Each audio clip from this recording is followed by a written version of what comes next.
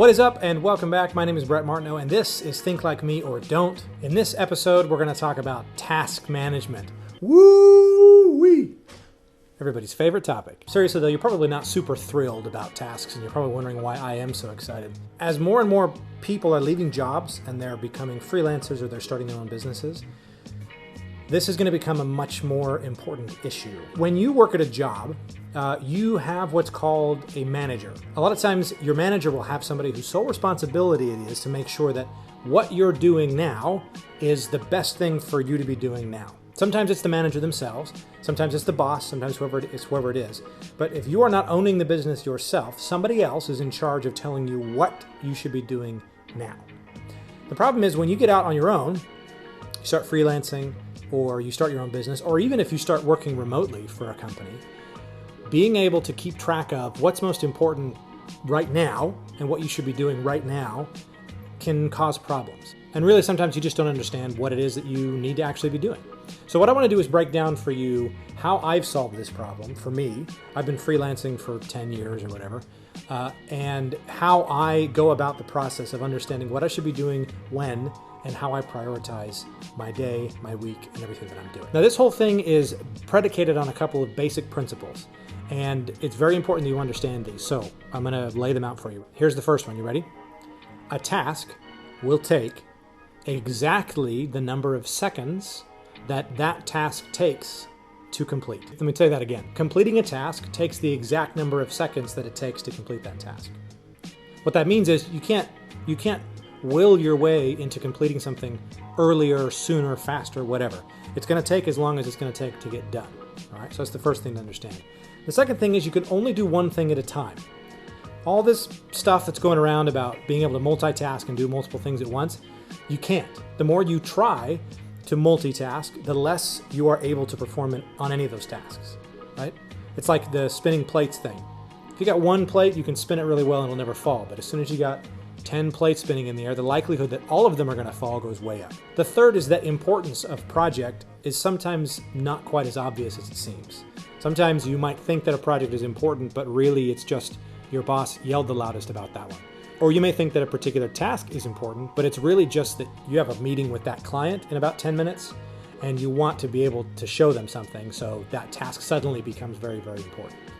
The truth is, tasks should be associated with a specific priority that is determined and defined by a separate set of rules that you don't deal with in the moment of getting a task or in the moment of doing a task. It's something that you deal with when you're planning what you're going to be doing. Now, when you have a job, most of that stuff is taken care of for you by a project manager. They know what all the tasks are supposed to be completed, and they are tasked with organizing your day so that you're always working on the most important thing at the right time. But when you work on your own, you don't have that. So let me walk you through exactly how I set mine up. And then actually I'm going to make another video talking about that. I have a program that I use, a software, that helps me to manage all of this and automates a lot of these processes. I'm going to make another video talking about that. So let's jump onto my computer. I want to show this to you. I just have a notepad up here, and you can use basically, this is just going to give you an idea of how this works. So first thing we need to do is list out our clients. This could be projects or whatever it is, but let's just say clients, right? So we got client 1, client 2, client 3, client 4, client 5. All right, so you got 5 clients. You got them listed out there. Now the next thing we're going to do is go back and we have to determine how much each of these is worth to us. Now this is broken up into a couple of different pieces. The first is how much do they pay us? So client 1 pays us $50 per hour, and let's say they average 10 hours per month. Okay. Now client 2 is on retainer. So we're going to go, they pay us $1,000 a month. Now client 3 is project-based. So what I'm going to put here is that we average about $100 an hour per project when we scope it out, but that comes with the caveat that we have to actually create proposals. Those need to get approved by the client, but then we can actually work. And also, because it's project-based, it's not every month that we actually get something to do. Client 4 is another retainer, and they pay us $500 a month. And then client 5, let's say, pays us also $50 a month. They're on $50 per hour, and let's say they give us also 10 hours per month. Right? So we got these 5 clients, and they are broken up by how much they're actually giving us. Okay. Now you can already start to see how we can start to prioritize these. Obviously, client 2 probably going to be a little bit more important than, let's say, client 3, who we may not even get any work from in a particular month. Clients 1 and 5 might be about the same, but client 4 is going to be more important than all those. So the next thing that we have to take into consideration is the work that we're doing and our relationship with that client. We're going to give all 5 of these clients a score from 1 to 3. 1 meaning we love the client, we love the work we're doing for the client, and we like the relationship. 2 is either we like the client but we don't really like the work, or we like the work but we don't really like the client, or maybe we don't really have an opinion one way or the other. It's like we don't really not like them, but we don't really love them either. And a 3 is something about the project you don't like. The person you're interfacing with, they rub you the wrong way. The work isn't your favorite, whatever it is. Okay? So we're going to go through and let's say client 1 is a 2. We don't really care much either way. Client 2, let's say they're a 3. We don't really enjoy working with them, but it's decent money. Client 3 is a 1. We really like working with them. Client 4 we'll say is a 2, and then client 5 we'll say is a 1. We really like working with client 5. Okay? So now what you'll notice is we have a list here of the clients and a general idea of the priority of how we would approach dealing with a particular client. Now let's say, for example, that we have a list of tasks. So let's say we got 5 tasks and they each correspond with one of those clients. So task 1 is from client 1, task 2 is from client 2, task 3 is from client 3, and so on. And let's make sure it's the same. Okay, so we've got the tasks this way. Now let's do the exercise of actually putting these guys in order. So let's see, task 1 is from client 1. Client 1 is, actually, let's do this in a separate, its own little area down here. So client 1 will say it's a 2, so we'll put them right at first. That's fine. Now let's look at client 2. Task 2 is for client 2, which pays us a lot, but we don't really enjoy doing it. Okay, so at this point, yes, it pays us quite a bit, but we probably will enjoy doing it less than and we probably don't really enjoy the client itself. But still, I think that money is going to take weight. So we're going to put task 2 above task 1. Something we just get done, and it'll work out in our favor. Now let's look at task 3. Task 3 is for client 3, which we really like, but it's this client doesn't give us that much business, and so we kind of have to be judicious about the time that we spend for them. However, this is a task that we already have for them, so I'm going to assume that we do have something to do for them. So I'm going to put that task at the top. Now task 4 for client 4. Again, this is a retainer, which is good for the money. We don't really dislike or like them, so it's okay. We're going to put that above task 1. Okay, so we'll put this one as task 4. And then task 5 for client 5. We like this person, but they're hourly, so we're going to put this one right above task 1 as well. It's the same benefit to us, but we like working with them a little bit more. The relationship's a little bit better. Okay, so now you can see if we don't just have task 1, task 2, task 3, all the way to 5. We have an order, a prioritized list of which task needs to be done when. Like I said before, it takes as long as it takes to complete a task. So you always want to start at the top of your task list. That's the most important thing for you to be doing. That should be the thing that you're working on, and you work down. So you're never like jumping around on your task list, picking and choosing what you want to do. You start at the top and you work your way down. So what happens if a new task comes in, right? Now what we need to do is determine where something's going to fit. So let's say task 6 is for client 3, right? So client 3, there's another task that comes in for client 3. Well, what we got to do is come up here and say, is it more important than task 3, which is the one that was already there? It might be. It depends on the project. Is it more important than task 2, which was for client 2? Probably. Because even though we have this client that's going to pay us more, this client we like more. So we're going to put task 6 right above task 2.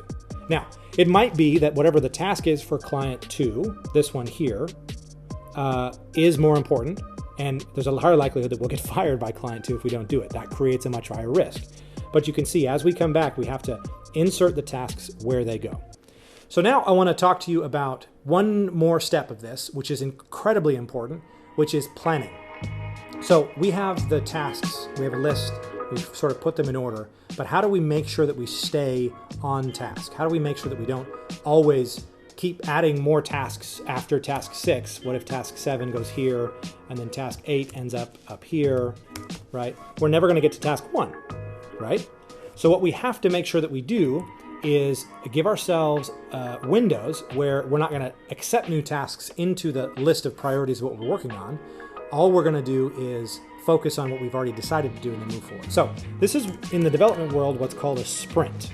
Okay? A sprint is just a specified period of time where you don't accept new tasks onto your working task list. All you're doing is continuing to work on the tasks that you've already bitten off, so to speak, for that particular time period. So most development teams that work on Scrum work in 2-week sprints. In fact, most teams that use Scrum or that type of methodology work in 2-week sprints. Personally, for freelancers, I like to work on a weekly basis, okay? Because things come up a little bit more often than every 2 weeks, and it's kind of hard to commit yourself to 2-week sprints. So I like to do it every week. So what'll happen is, on Friday, we're gonna look at this and say, okay, next week, probably, I can get done these 4 tasks. Is that 4 or 5? These 5 tasks, right? Task 3, task 8, 6, 7, and task 2. So this becomes what I'm going to commit to my sprint for the next week. Now, in the next week, I'm not going to add anything else to my task list that is actually going to get done in that week. If the client needs something, I'll say, okay, great, we can get to that next week. Anything else that gets added to my plate, it gets put into a backlog where it just gets dropped down here into a list of tasks. So we'll say task 9, task 10, task 11, etc., etc. And then on the next Friday, what we're going to do is look at these tasks that were supposed to get done that week and say, which of them got done? It should be starting from the top. It should be the first one, the second one, probably the third one. Hopefully we got them all done. But if not, there might be a task left over at the bottom of this list. So those tasks will get moved down to our backlog as a high priority because we already committed to them. And now this is our task list for the next week. Now the important thing is that you take these tasks and that you put them into a calendar, that you schedule time to actually complete the tasks that you've decided to do. Otherwise, you're always going to be playing catch up. You're always going to have new things getting added to your list and you're going to be overwhelmed very easily because it's difficult to do all 3 of those things at the same time. Knowing how to parse out tasks from a project is one skill. Knowing how to complete the tasks, execute the tasks is a second skill, but then knowing how to put those tasks into a priority order and make sure that you're always working on the most important thing at the right time is an entirely separate skill altogether. So instead of trying to combine all those things at once and do it all on the fly, which doesn't work, trust me, giving yourself time to go through, prioritize your task list, and then plan which of the tasks you're going to actually work on, it's what's actually going to give you the ability to complete the tasks that you've set yourself out to do.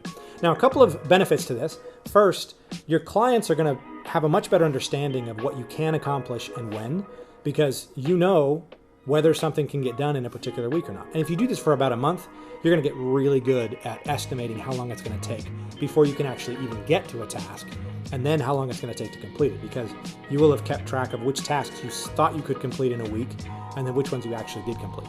What I want to talk to you about, and I'm going to do this in the next video just to preview it for you, is how you can always have the top task in front of you. So I don't actually work on sprints anymore.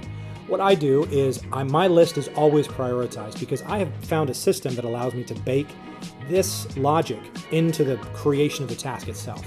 So when I create a task, all I have to do is say it's for client 1, and this is the priority, and this is the due date, and then automatically it puts it into the right place in order. And when I look at my task list, I don't see anything beyond the first 2 tasks.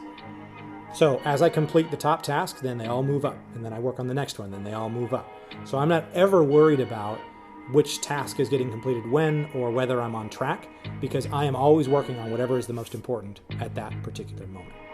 So in your business, as you're a freelancer and in whatever you're doing your work, make sure that you have a system. Feel free to totally copy and steal mine, but make sure that you have a system that is going to help you take the task list that you have created, that you've parsed out from the project that you know you need to do, and turn that into a prioritized list so that you can always be working on what's most important at any given moment. My name is Brett Martineau, and this has been Think Like Me or Don't. Hope you enjoyed that. Hope you learned from it. We'll see you in the next video. Peace!